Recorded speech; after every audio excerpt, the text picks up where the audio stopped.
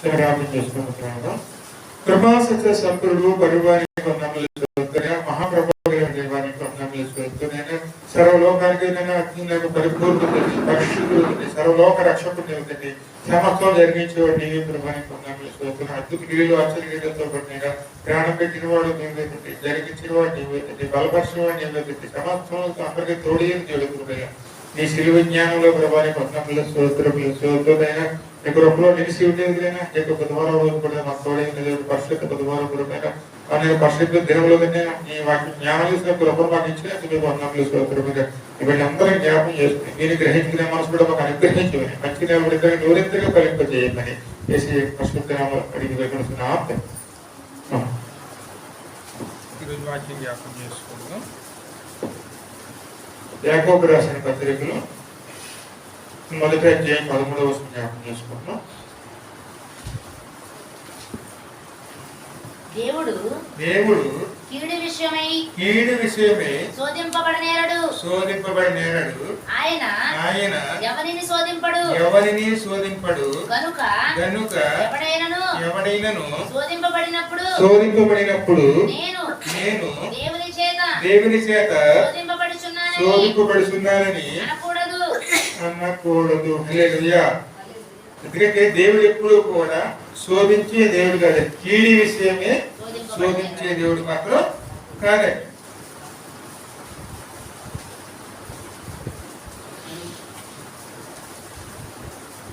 దేవుడి కీడి విషయమే శోధింపబడనేరడు. ఆయన ఎవరిని శోధింపడు కనుక ఎవడైనాను శోధింపబడినప్పుడు నేను దేవుని చేత శోధించబడుతున్నానని అనకూడదు. ప్రతి వాడును తన స్వకీయ దురాశ చేత ఏడవబడి మరులు పెట్టిన వాడే శోధింపబడును. దురాశ గర్భము ధరించి పాపమును కనుక పాపం పరిపక్వమై మరణమును కనును. నా ప్రియ సహోదరులారా, మోసపోకుడి. శ్రేష్టమైన ప్రతి యువియు సంపూర్ణ ప్రతి వరమును పరసంబంధమైనది జ్యోతిర్మయులకు వచ్చును. ఆయన ఏ సంచలమైనను ఏ స్థాయినను లేదు. హల్లెలూయా. శోధన ఎందుకు వస్తుంది? ఎందుకంటే కీడి విషయంలో దేవుడు ఎప్పుడు కూడా శోధించే దేవుడు కాదంటే. మన కీడు వస్తుందంటే, శోధన వస్తుందంటే దానికి కారణం ఏమిటి? మనం చేసినటువంటి క్రియల వల్ల ఫలితాలు అనుభవించవలసి వస్తుందండి. అంటే మనకు ఒక కీడు వచ్చిందంటే ఆ కీడు ఎందుకు వచ్చిందండి? మనం చేసినటువంటి ఆ పనికి వచ్చినట్టు ప్రతిఫలం అండి. అది ఖచ్చితంగా ఎవరు అనుభవించాలి? మనమే అనుభవించాలి. అంతేగాని దేవుడు మనల్ని శోధించి ఆయన ఇబ్బంది పెట్టే దేవుడు ఏం కాదండి. ఆయన రక్షించేవారు. ఆయన మన పాపంలో నశించిపోతున్నామని చెప్పి తన ప్రాణం పెట్టి విమోచించడానికి ఆయన ఈ లోకానికి ఆయన వచ్చిన వారు ఆయన. కాబట్టి ఆయన ఎప్పుడూ కూడాను కీడు విషయంలో దేవుడు నన్ను శోధిస్తున్నాడు అని మనం ఎప్పుడు కూడా దేవుడి మీద నిందలు వేసేవారు. మనకు కీడు వచ్చిందంటే దానికి కారణం మనం ఆ విషయంలో ఎక్కడో మనం తప్పుడు అడిగి వేసాం, ఆ ఫలితాన్ని మనం అనుభవిస్తున్నాం అని తెలుసుకుని అందులోంచి మనం బయటికి పడేవారు ఉండాలండి. ఖచ్చితంగా మనం అందులో బయటపడ్డామనుకోండి, మారుమనసు పొందుకున్నాం అనుకోండి, ఆ కీడిని మనం జయించే శక్తిని కూడా దేవుడు మనకి ఇస్తాడు. అందుకే మనం ఎవరి వైపు తిరగాలండి? ఆయన వైపే తిరిగి అందులోంచి రక్షించబడేవారు ఉండాలి. అదే కీర్తన చూడండి, కీర్తన 11వ కీర్తన 5వ వచనం.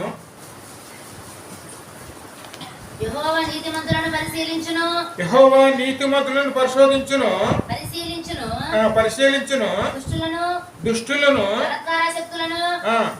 ఆయనకు అసహ్యులు దుష్టుల మీద ఆయన ఉరులు కురిపించును. అగ్ని గంధకములను వడగాలియు వారికి పానీయ భాగం. ఎందుకంటే దేవుడు ఎప్పుడు కూడా నీతిమంతులను పరిశీలించును, దుష్టులను బలత్కార శక్తులను ఆయనకు అసహ్యులే. ఎందుకంటే దుష్టులు అంటే ఎవరు? ఎందుకంటే ప్రతి దాంట్లో కూడా అక్కడ ప్రతి మాటల్లో కానీ క్రియల్లో కానీ చెడు పనులు చేస్తూ ఇతరులకు ఇబ్బంది కలిగిస్తూ అక్కడ ఆక్రమించుకోవడం, దుర్మార్గం చేయటం, అదేవిధంగా రకరకాల ఇబ్బందులు చేయటం, ఇతరులకు కూడా మనం ఇబ్బందులు కలిగి ఉండే విధంగా ప్రవర్తించడం, ఒక దుష్టులుగా మారటం, చెడు ఆలోచనలు, చెడు తలంపులు ఇవన్నీ మన మీద ఉన్నప్పుడు దేవుడు వారిని సమర్థించి దేవుడు కాదండి.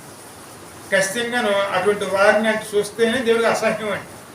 అంటే ఎప్పుడు కూడా నీతిమంతుల్ని పరిశీలిస్తాడు, వారిని ఇంకనూ నీతిమంతులుగా చేయటం కోసం తను కావాల్సిన తను చేయవలసింది ఆయన చేస్తూ ఉంటారండి. ఎందుకంటే మనం ఎలా ఉండమన్నారైనా, నేను పరిశుద్ధుడిని కనుక మీరును పరిశుద్ధులే యుండుడి. మన ఇంకనూ పరిశుద్ధపరచడం కోసం తను ఏమి చేయాలనుకుంటున్నదో అన్నీ కూడా చేసి మనం బలపరిచే దేవుడిగా ఉంటారు. కానీ కీడులో మనల్ని శోధించి సంతోషపడే దేవుడు మాత్రం కాదండి. అందుకే మనం ఎప్పుడు కూడా పొరపాటును కూడా ఎప్పుడు కూడా కీడు వచ్చిందంటే దేవుడు తీసుకొచ్చాడు అనుకోకూడదండి. ఆ కీడు ఎందుకు వచ్చింది? మనం చేసిన పొరపాట్ల వల్ల అది పొందుకున్నటువంటి ఫలితం. ఏ విత్తనం వేస్తే ఆ ఫలాలు తినాలంటున్నాం. అందుకని మంచి ఫలాలు తినాలంటే మంచి విత్తనాలు వేసుకోవాలండి. అదేవిధంగా మనం చెడు ఫలాలు తింటున్నామంటే కారణం ఏమిటి? మనం వేసిన విత్తనం అటువంటిది. దాని ఫలాలు ఎవరు అనుభవించాలి? మనమే అనుభవించవలసి వస్తుందండి. అందుకే ఆ విషయంలో యాకోబు అంటున్నారు అన్నమాట, కీడి విషయంలో దేవుడు ఎప్పుడు కూడా శోధించే దేవుడు మాత్రం కాదండి. అక్కడ మన పొరపాటు పడకూడదు, దేవుడి మీద నిందలు వేసేవారు కానీ దేవుడు దేన్ని సహించాడంటే అసహ్యమైన కార్యాలు చేస్తూ, దుష్ట మార్గంలో వెళుతూ, దేవునికి ఇష్టమైన పనులు చేస్తూ, భయములు భక్తులు లేకుండా జీవిస్తున్న వారంటే దేవునికి ఎప్పుడూ కూడా అసహ్యం అండి. ఎప్పుడు కూడా దేవునికి లోబడాలి, దేవుని గణపరచుకోవడానికి ప్రయాసపడాలి. దేవుడు మళ్ళీ ఎక్కడ పెట్టాడో అక్కడ దేవుని నీతిని కనపరుచుకునే వారునే ఉండాలి. అలా ఉండటమే దేవునికి ఇష్టం అండి. వారికి ఎప్పుడు కూడా బలపరచడానికి దేవుడు ఎప్పుడూ కూడా చూస్తున్నటువంటి దేవుడు. అదేవిధంగా లేవీకాండం చూడము,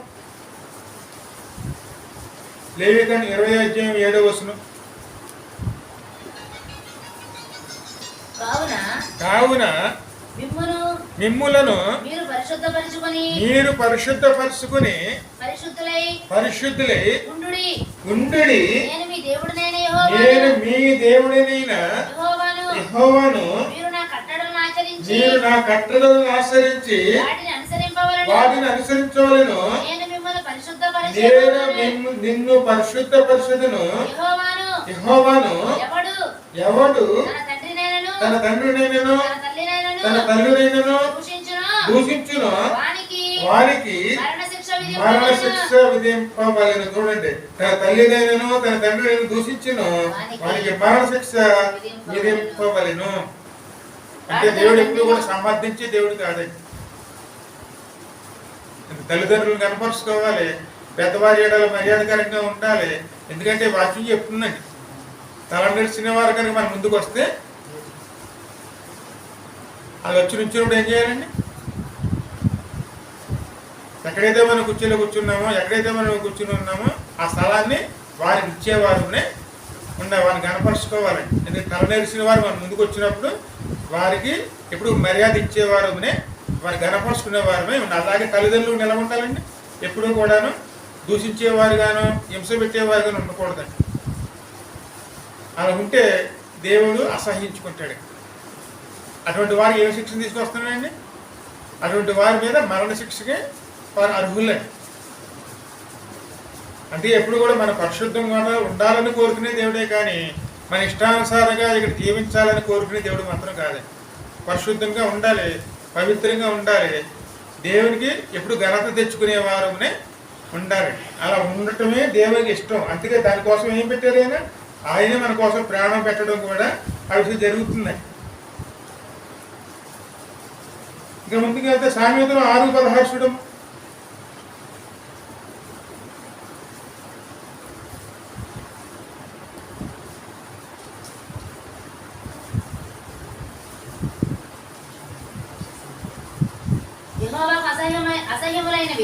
యెహోవాకు అసహ్యమైనవి 6 కలవు, 7 కలవు, ఆయనకు అసహ్యములు 7 ఆయనకు ఏయములు అవేమనగా అహంకార దృష్టియు కలలాడు నాలుకయు నిరపరాధులను చంపు చేతులను దుర్యోచనలు లేసించు హృదయమును కీడు చేయుటకు త్వరపడి పరుగులెత్తు పాదములను లేని వాటిని పలుకు అబద్ధ సాక్షులను అన్నదమ్ములలో జగడములు భేదములు పుట్టించు వారిని నా కుమారుడా నీ తండ్రి ఆజ్ఞలను దేవుడికి ఇష్టం లేని ఉన్నాయండి ఇవన్నీనండి.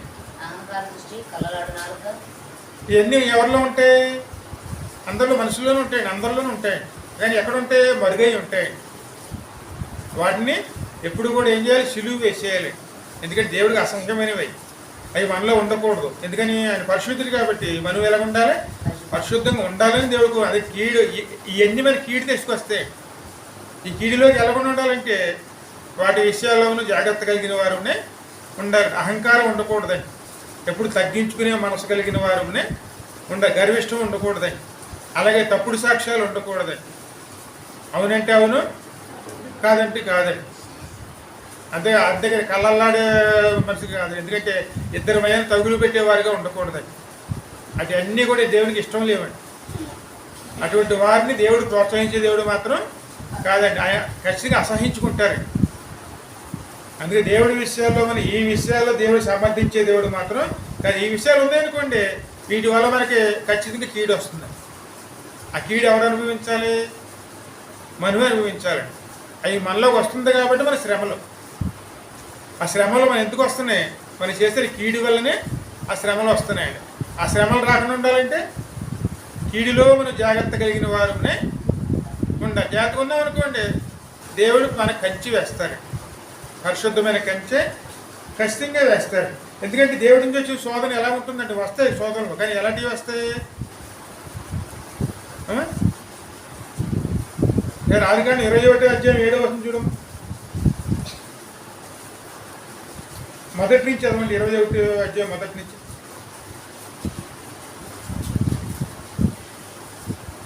యెహోవా తాను చెప్పిన ప్రకారము శారాను దర్శించెను.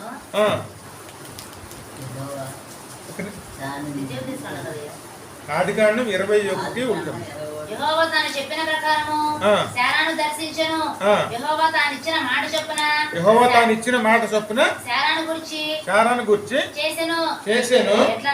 ఎట్లనగా దేవుడు అబ్రహాముతో చెప్పినట్లు నిర్ణయ కాలములో శారా గర్భవతి అయి అతని ముసలితనమందు అతనికి కుమారుని కనెను.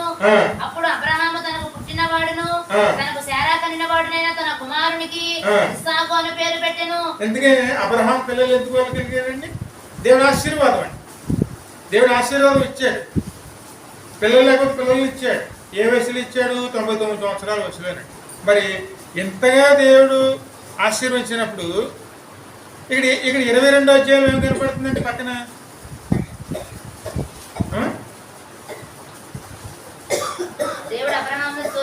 ఆ సంగతులు జరిగిన తర్వాత దేవుడు అబ్రహామును ఏ సంగతులు జరిగినాయి?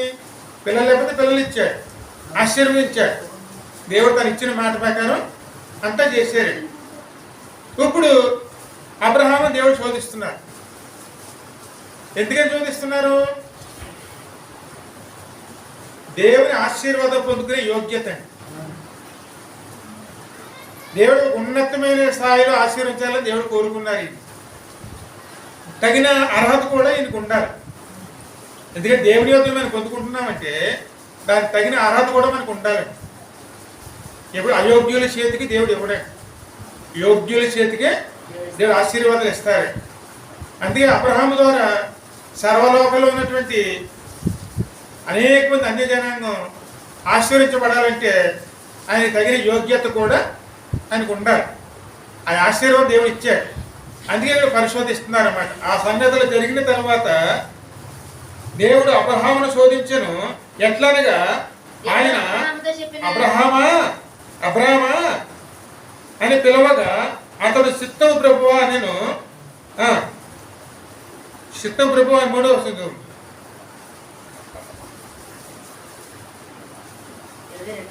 ఆ. తెల్లవారినప్పుడు అబ్రహాము లేచి అక్కడ ఇంకో కొంచెం పైన చదవండి. అప్పుడైనా నీకు ఒక్కడై ఉన్న నీ కుమారుని అనగా నీవు ప్రేమించు ఇస్సాకును తీసుకుని మోరియా దేశమునకు వెళ్ళి అక్కడ నీతో చెప్పబోవు పర్వతములలో ఒకదాని మీద దహన బలిగా అతనిని నర్పించుమని చెప్పాను. హల్లెలూయా. శోధన అంటే ఇలాగ వస్తుందండి. ఇది నిజమైన శోధన, అంటే దేవుడు తీసుకొచ్చిన శోధన. కానీ ఎందుకు తీసుకొచ్చారు? ఆయన గొప్ప జనంగా చేస్తానని దేవుని వాగ్దానం ఇచ్చారు. ఆ వాగ్దానానికి అర్హుడా కాదా అనే విషయం పరిశోధించాలి. అందుకోసం ఆయన, ఎందుకంటే అంతకు మునుపు పిల్లలు లేరు, దేవుడు ఆశీర్వించినప్పుడు కూడా దేవుడితో మాట్లాడాడే. అయ్యా నువ్వు ఇంత ఆస్తిపాస్తులు అన్నీ ఇస్తున్నావు, అన్ని రకాలుగా నన్ను ఆశీర్వించావు, కానీ దానివల్ల ఫలితం లేదు. ఎందుకంటే నాకు పిల్లలు లేరు, సంతానం లేదు, ఈ ఆస్తికి అంతకు వారసులు ఎవరు? నా దగ్గర పనిచేసే పని వాళ్ళే కదా వారసులు. పిల్లలు లేకుండా నీకు ఆస్తిపాస్తులు నాకు ఎందుకు అన్నాడు. అప్పుడు దేవుడు ఇచ్చాడు అన్నమాట. అప్పుడు ఆయన బయటికి తీసుకొచ్చి ఆకాశం వైపు చూడమన్నాడు. ఆకాశం వైపు చూసి ఆ కనబడే నక్షత్రం నువ్వు లెక్కట్టగలవా అని. అందుకని ఆకాశంలో నక్షత్రాలు ఎలా ఉంటాయండి? అది లెక్కడితే ఎవరి వల్ల కాదండి. ఇదే విధంగా నీ సంతానం ఉంటుందండి. అదే సముద్రంలో ఇసుక ఎలా ఉంటుందండి? ఇక ఇసుక రేణువులు లెక్కించగలమా? ఆ విధంగా నీ సంతానం ఉంటుందన్న.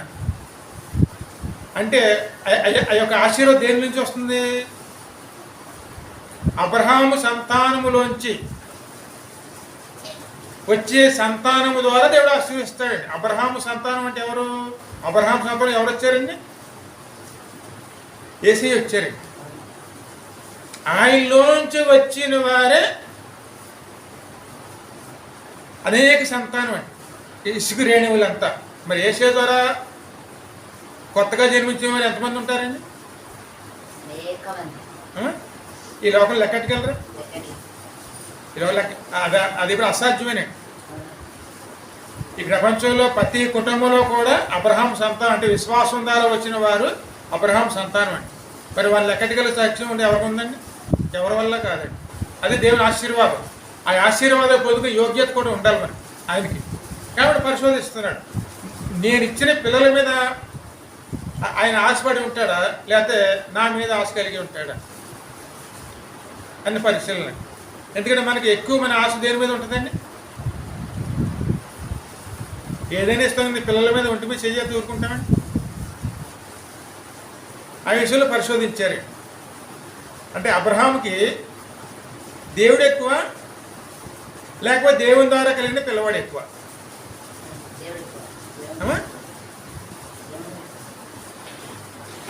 అదే అదే సోదరు మనకు తీసుకొస్తే ఎలా ఉంటుందండి?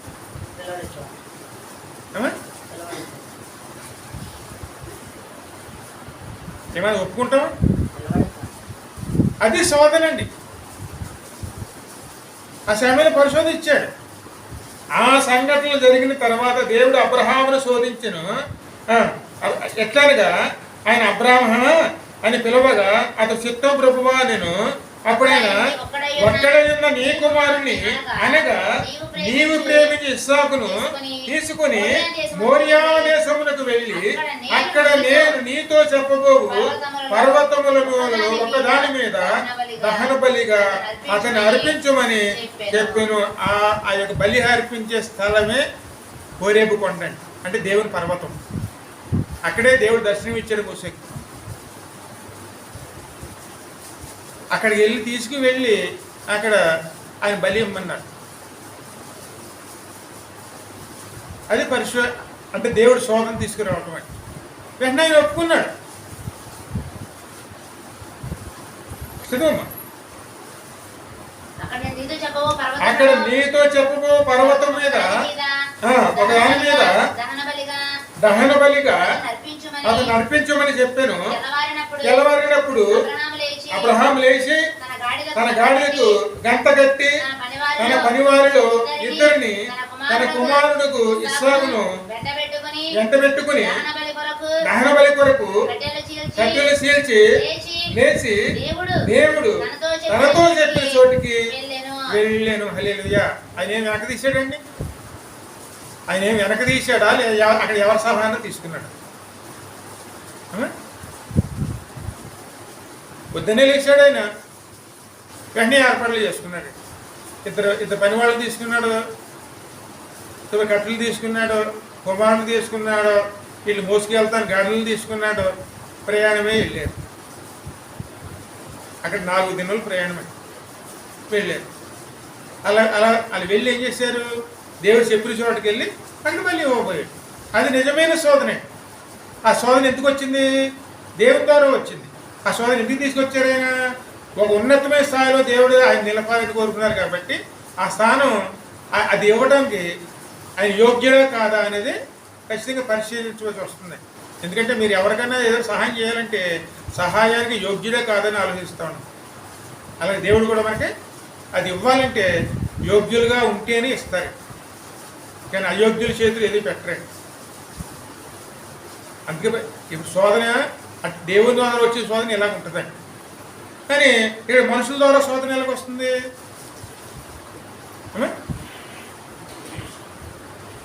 ఇక్కడ మనుషుల ద్వారా వచ్చిన శోధన ఎలా ఉంటుందంటే మీకు అందరూ గెహాజీ కథ మీకు అందరూ తెలుసు కదమ్మా.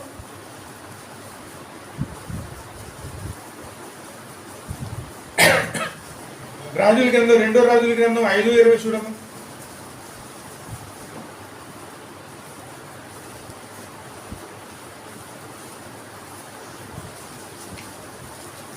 రెండో రాజుల గ్రంథం 5:20. అతడు దైవజనుడైన ఎలీషాకు సేవకుడకు గెహాజీ సిరియానుడైన ఈ నయమాను తీసుకుని వచ్చిన వాటిని అంగీకరించుటకు యజమానునికి మనసు లేకపోయింది. కానీ యెహోవా జీవతోడు నేను పరిగెత్తుకుని పోయి అతని కలుసుకుని అతని యొక్క ఏదైనా తీసుకుందననుకుని నయమాను కలుసుకున్నట్టుకి పోచుండగా. నయమాను కుష్ఠరోగి, ఆయన పెద్ద ఉన్నతమైన హోదాలో ఉన్నటువంటి రాజు దగ్గర ఉన్నటువంటి మంచి ఉద్యోగి, అంటే కొన్ని శతాబ్దం ఉన్నటువంటి అక్కడ సైన్యంలో అధ్యక్షుడండి. మంచి ఉన్నతమైన పదవిలో ఉన్నాడు, కానీ ఆయన కుష్ఠరోగి. రాజు అనేక చోట్లకి ఆయన వైద్యం కోసం పంపించాడు, ఎక్కడ స్వస్థత రాలేదండి.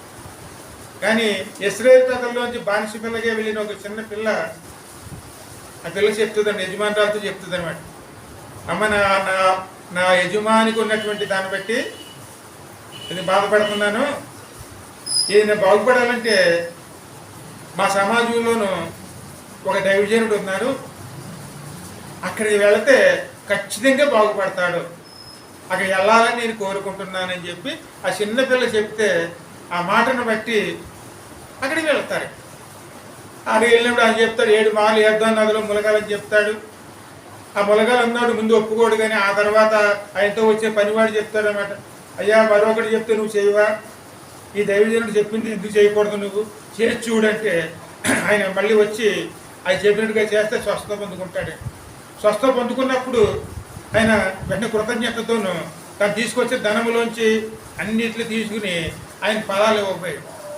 కానీ ఆయన ఏది ఒప్పుకోలేదు, నేను యెహోవా వల్లనే జరిగింది ఇది, కానీ యెహోవాగా వచ్చింది కాబట్టి నీ దాంట్లోంచి నాకు ఒక్క నయా పైసా కూడా నాకు అవసరం, ఎందుకంటే ఇతను నా ద్వారా బాగుపడ్డాడు అని ఎవడో చెప్పుకోకుండాన్నట్లు నేను యెహోవా నీ సేవకుడిని కాబట్టి నాకు ఎవరి వద్ద నుంచి నాకు ధనం ఎటువంటి ధనం నాకు అవసరం లేదని చెప్పి ఆయన తిరస్కరించి ఆయన పంపించేసాడండి. తీసుకోవడానికి ఇష్టపడలేదు, ఏమాత్రం ఇష్టపడలేదు. పక్కన ఎవరున్నారు? ఆయన దగ్గర శిశురాకం చేస్తుంటే గెహాజీ ఉన్నాడు. ఆయన అనుకుంటున్నాడు ఏనేటి వచ్చినట్టు కానుకలు ఇంట్లో కూడా పోగొట్టుకుంటున్నాడు అని చెప్పి ఆయన అనుకుంటుంటేనే ఈయన ఏమన్నా ఎంత బతిమాలుకున్నాడు, బతిమాలినా సరే ఆయన పుచ్చుకోలేదు. ఆ సమయంలో ఆయన అలా నిరాశపడి అక్కడి నుంచి గాడిదలు తోలుకుని ఆయన వెళ్ళిపోతున్నాడు అనమాట. అయ్యో ఇచ్చినా తీసుకోవట్లేదు ఈయనని చెప్పి ఆయన నిరాశపడి అక్కడి నుంచి వెళ్ళిపోతున్నాడు. కానీ ఇక్కడ వెనకాల ఉన్న గెహాజీలో మాత్రం ఆతృత ఏమో తగ్గలేదండి. అయ్యో ఆయన వెళ్ళిపోతున్నాడు, పట్టుకుపోతాడు అనుకుని ఈయన ఎప్పుడే దైవజనుడు ఎప్పుడు లోపలికి వెళ్ళిపోయాడు, ఆయన అలాగే వెళ్ళిపోయిన వెంటనే అక్కడి నుంచి పరిగెట్టుకుని వెళ్ళి ఇప్పుడే వేరే చోట నుంచి ఆ శిష్యులు వచ్చారు, వారికి అర్జెంటుగా డబ్బులు కావాలంట, కొన్ని కావాలంట, కాబట్టి మా యజమాని మా దగ్గర పంపించాడు, ఇందాక నువ్వు ఇస్తా అన్నావు కదా, అవి ఇస్తే నీ పట్టుకెళ్ళి నా యజమానికి ఇచ్చుకుంటాను అని చెప్పి ఆయన దగ్గరికి వెళ్ళి ఈ మాటలు చెప్పాడు. ఆయన సంతోషపడి ఈయన అడిగిన దానికన్నా సరే ఆయన ఇంకా ఎక్కువగాను కొన్ని గాడిదల మీద అన్ని మూటలు కట్టి అన్నీ వేసి ఆయన పంపించాడు. పంపించిన వెంటనే ఈయన ఏం చేశాడు, అవన్నీ తీసుకుని వచ్చి తన ఇంట్లోకి పట్టుకెళ్ళి అవన్నీ ఒక పక్కన పెట్టుకుని అక్కడి నుంచి ఇక దైవజనుడి దగ్గరికి వస్తాడు. వచ్చినప్పుడు జరిగిన సంఘటనలు ఇంక ముంచదు. నయమానును కలుసుకొనుటకై పోవుచుండగా నయమాను తన వెనుక నుండి పరుగున వచ్చుచున్న వానిని చూసి తన రథము మీద నుండి దిగి వానిని ఎదుర్కొని క్షేమమా అని అడిగెను. అతడు క్షేమమే అని చెప్పి, నా యజమానుడు నా చేత వర్తమానము పంపి ప్రవక్తల శిష్యులలో ఇద్దరు యవ్వనులు ఎఫ్రాయిము మన్యము నుండి నా యుద్ధకు ఇప్పుడే వచ్చారు కనుక వారి కొరకు 2 మణుగుల వెండియు 2 దుస్తుల బట్టలను దయచేయమని సెలవిచ్చుచున్నాడని. అందుకు నయమాను నీకు అనుకూలమైతే రెట్టింపు వెండి తీసుకో, బతిమాలి 2 సంచులు 4 మణుల వెండినిచ్చి 2 దుస్తుల బట్టలు ఇచ్చి పనివారులు ఇద్దరి మీద వాటిని వేయగా వాటి గెహాజీ ముందున వాటిని మోసుకుని వెళ్ళారు. మోసుకుని ఎక్కడ తీసుకెళ్ళాడు? మెట్ల దగ్గరకు వారు రాగానే వారి యుద్ధ నుండి గెహాజీ వాటిని తీసుకుని ఇంట్లో దాచుకుని వారికి సెలవీయగా వారు వెళ్ళిపోయారు. అతడు లోపలికి పోయి తన యజమాని వద్ద నిలవ. ఎందుకంటే అది తెచ్చుకునేదంతా ఎక్కడ పెట్టుకున్నాడు? ఇంట్లో దాచుకున్నాడు. ఇంట్లో దాచుకుని యజమాని దగ్గరికి వచ్చి చేతులు కట్టుకుని కూర్చున్నాడు. ఏమి అన్నాడు కింద. ఎలీషా వాటిని చూసి ఆయన చూసి, గెహాజీ నువ్వు ఎక్కడి నుంచి వచ్చావు ఇప్పుడు అడిగినందుకు వాడు, నీ దాసుడైన నేను ఎక్కడికి వెళ్ళలేదు, నేను ఇక్కడే ఉన్నాను. అంతటి ఎలీషా వానితో ఆ మనుష్యుడు తన రథము దిగి నిన్ను ఎదుర్కొనుటకు తిరిగి వచ్చినప్పుడు నా మనసు నీతో కూడా రాలేదా? ద్రవ్యమును వస్త్రములను నీకు తోటలను ద్రాక్ష తోటలను గొర్రెలను ఎడ్లను దాసదాసీలను సంపాదించుకొనుటకు ఇది సమయమా? కాబట్టి నయమానుకు కలిగి ఉన్న కుష్టు నీకును నీ సంతతికి సర్వకాలము అంటే తరతరముల వరకు కూడా నీ సంతతికి సర్వకాలము అంటియుండును. హల్లెలూయా. నయమాను కుష్టు వదిలించుకున్నాడు, గెహాజీ తగిలించుకున్నాడు. ఇది ఇందుకే దేవుడు పంపినటువంటి కీడ తనకు తాను తెచ్చుకున్న కీడ అండి. ఆయన ఒక్కడితో పోలేదండి, ఇంట్లో వారందరికీ కూడా తరతరముల వరకు కూడా అంటు పెట్టుకునే ఉంది. ఆ యొక్క కుష్టి అంటే ఏమిటి? పాపం అండి. ఆ పాపం పరిపక్వమైతే ఏమవుతుందండి? దేవుని పని చేయవలసిన మనము, దేవునితో నడవలసిన మనము ఆస్తులు సంపాదించుకోవాలి, ఈ సంపాదించుకోవాలని దేవుడు చెప్పని మార్గంలో వెళ్ళి ఇష్టానుసారంగా వాటి కోసం ప్రయాసపడితే దానివల్ల వచ్చే ప్రయోజనం ఏంటండి? మనకి ఏ పాపం అయితే మనలోకి రాకూడదు ఆ పాపం మనలోకి వచ్చి అదేమి తీసుకొచ్చిందండి? కీడిని తీసుకొచ్చింది. ఇప్పుడు నయమాను సుఖంగా వెళ్ళిపోయాడు. ఎప్పుడు కూడా ఒక దైవజనుడి దగ్గర ఉండవలసినటువంటి సేవకుడు ఏమయ్యాడండి? కుష్ఠరోగాన్ని ఇంటికి తీసుకెళ్ళాడు. అందుకే ఇద్దరు ఎవరు ధన్యులు?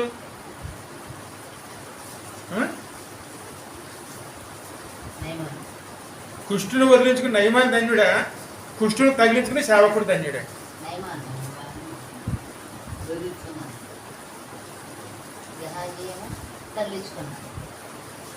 అందుకే ఎప్పుడు కూడాను కీడు దేవుడి నుంచి ఎప్పుడు రాదండి. కీడు దేవుడి నుంచి వచ్చిందంటే మనల్ని హెచ్చించడం కోసం వస్తుంది. కానీ మనం పడే బాధలు మనల్ని ఇంకా దిగజారుస్తున్నాయంటే దానికి కారణం ఏమిటంటే ఎక్కడో మనం తప్పుడు అడుగు వేస్తున్నాం. అది గ్రహించుకున్నాం అనుకోండి, వెంటనే అందులోంచి బయటకు వస్తే తిరిగి లేపుతాడండి. లేపి మనల్ని తిరిగి నిలబెడతాడు. కానీ అది గ్రహించుకోలేకపోతే అది నష్టపోతామండి. అదేవిధంగా మరొకరు ఉన్నారు చూడండి, యెహోషువ గ్రంథం 7:1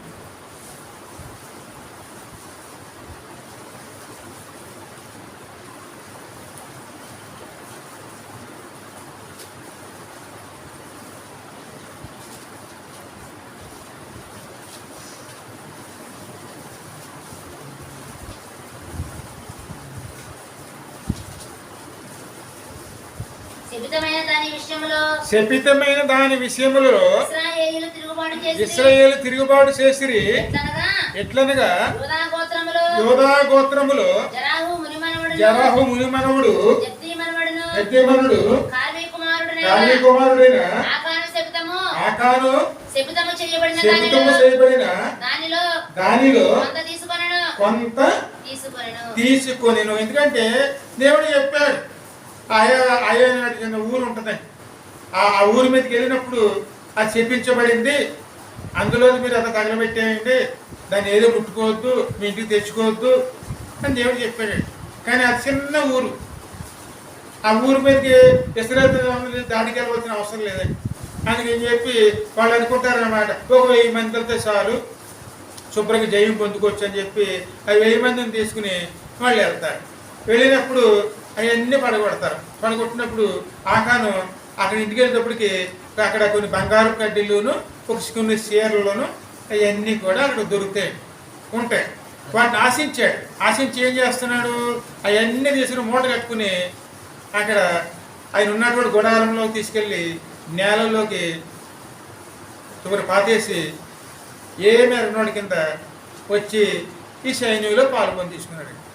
ఎప్పుడైతే పని చేశాడో అంతవరకు దేవుడి సహాయంతో జయం పొందుకుంటూ వచ్చారా. అప్పుడు అక్కడ ఈయన ఎప్పుడైతే ఈ పని చేశాడో వాళ్ళందరూ కూడాను కత్తివాతతోనూ ఆ 1000 మంది కూడాను కత్తివాతతో మరణించారు. కానీ ఒకడు మిగిలాడు. ఆ సమయంలో యెహోషువ ఏడుస్తాడనమాట, అయ్యా ఇందుకోసం మమ్మల్ని యుద్ధానికి పంపించావు. అప్పుడు అంటాడు యెహోషువతో దేవుడు అంటాడు, యెహోషువ నువ్వు ఎందుకు ఏడుస్తావు, నీలో ఉన్న ఒకడు పాపము చేశాడు. ఎందుకంటే ఆనాడు ఆకాను చేసిన పని అండి.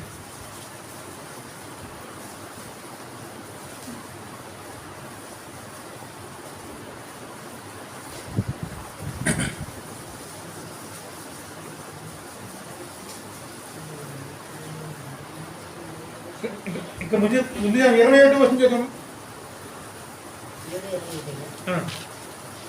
దోపుడు సొమ్ములో ఒక మంచి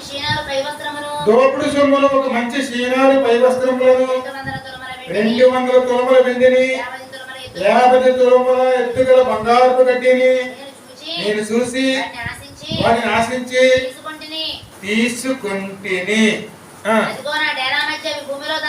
అదిగో నా డేరా మధ్యన భూమిలో దాచబడి ఉన్నవి. ఆ వెండి దాని క్రింద ఉన్నది ఉత్తరం ఇచ్చి తాను చేసినదంతయు ఒప్పుకొనెను. ఇది 7వ అధ్యాయం 10వ వచనం కూడా చదువు. యెహోవా యెహోషువతో ఇంకొక పెంచదు. కానానీయులు ఈ దేశ నివాసులను విని మమ్మల్ని చుట్టుకొని మా పేరు భూమి మీద ఉండకుండా తుడిచివేసిన ఘనమైన నీ నామమును గురించి నీవు ఏమి చేయదు అని ప్రార్థింపగా యెహోవా యెహోషువతో ఇట్లా నేను లెమ్ము నీ వేళ ఇక్కడ ముఖము నేల మోపుకుందుకు ఇశ్రాయేలీయులు పాపం చేసి ఉన్నారు. నేను వారితో చేసిన నిబంధనను వారు మీరి ఉన్నారు. శపితమైన కొంత తీసుకుని దొంగిలి వంకి తమ సామాన్లలో దాన్ని ఉంచుకొని ఉన్నారు. కాబట్టి ఇశ్రాయేలీయులు శాపగ్రస్తులై తమ శత్రువుల ఎదుట నిలవలేకపోయాడు. అంతవరకు దేవుడు సహాయం చేశాడండి. ఎప్పుడైతే పాపాన్ని తీసుకొని తన ఇంట్లో పెట్టుకున్నాడో ఆ పాపం ఇశ్రాయేల్ ప్రజలందరి మీద ఏర్పడి చేస్తున్నాడు. చేయటంతోనూ అంతవరకు దేవుడు యుద్ధంలో సహాయం చేశాడు. దేవుడి పక్క తప్పుకున్నాడు. ఆ ఊరి వాళ్ళందరూ వీళ్ళు వెళ్ళిన వాళ్ళందరూ ఏం చేశారండి? చంపేశారు. అప్పుడు ఏడుస్తున్నాడు అన్నమాట. నువ్వు ఎందుకు ఏడుస్తావు? మీ వాళ్ళు చేసిన పని ఇది.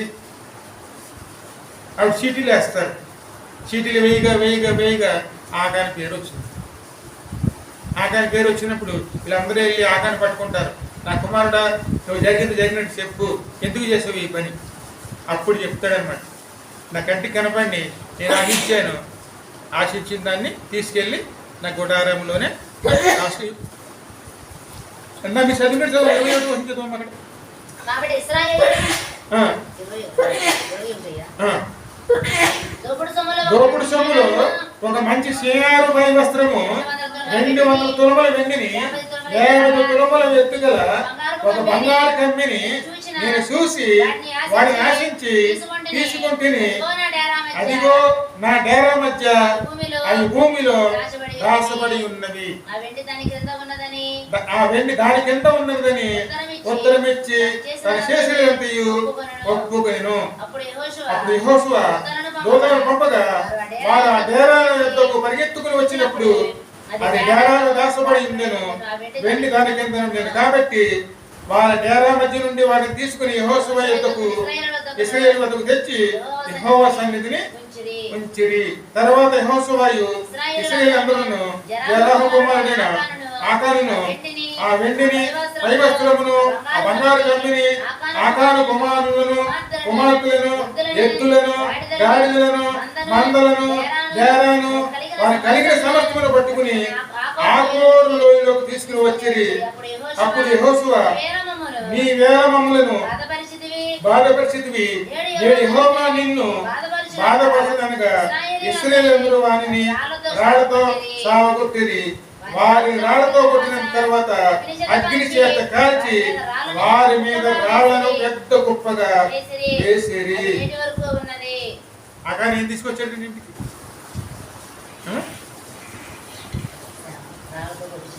ఆయన ఎప్పుడే చనిపోయాడా? ఇంటి వారు అందరూ. ఎందుకంటే మనం అనుకుంటాం మన పిల్లలు బాగానే తీసుకొస్తున్నారు, ఇంటికి బాగానే తీసుకొస్తున్నారు. ఎందుకంటే తోటకూర కాడైనా సరే, కోడిగుడ్డైనా సరే, ఏదైనా సరే పక్కనే ఉన్న వాళ్ళు మన ఇంట్లో పెట్టినా సరే అది మన వస్తువు కాదండి.